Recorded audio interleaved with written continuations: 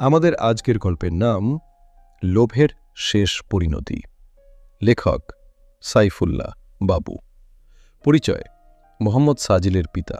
একজন বৃদ্ধা মানুষের একটি খুব সুন্দর কুকুর ছিল। বৃদ্ধা সেই কুকুরটিকে নিজের সন্তানের মতো ভালোবাসতেন। তার বাড়িতে একটি কাজের মেয়ে কাজ করত, কিন্তু কাজের মেয়েটি সুযোগ পেলেই ছোটখাটো জিনিস চুরি করত।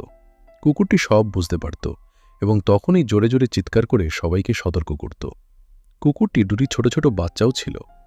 বৃদ্ধা কুকুরের বাচ্চাগুলোর দেখাশোনার দায়িত্ব কাজের মেয়েটির ওপর দিয়েছিলেন। এতে কাজের মেয়েটি খুবই বিরক্ত ও অসন্তুষ্ট হয়ে পড়েছিল।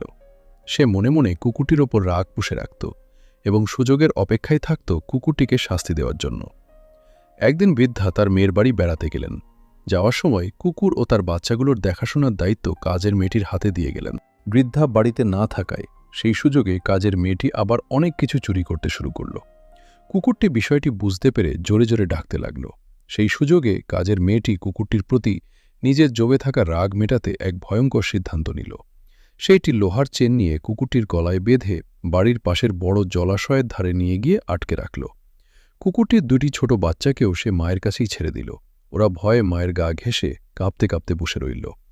সেই জলাশয়ে থাকত একটি কুমির, আর তার বন্ধু ছিল একটি বানর। বানরটি কুকুরের বাচ্চাগুলো দেখে কুমিরকে বলল, ভাই কুমির, আজ লাঞ্চে তোমাকে একটি কুকুরের বাচ্চা দিতে পারি, তুমি কি নেবে?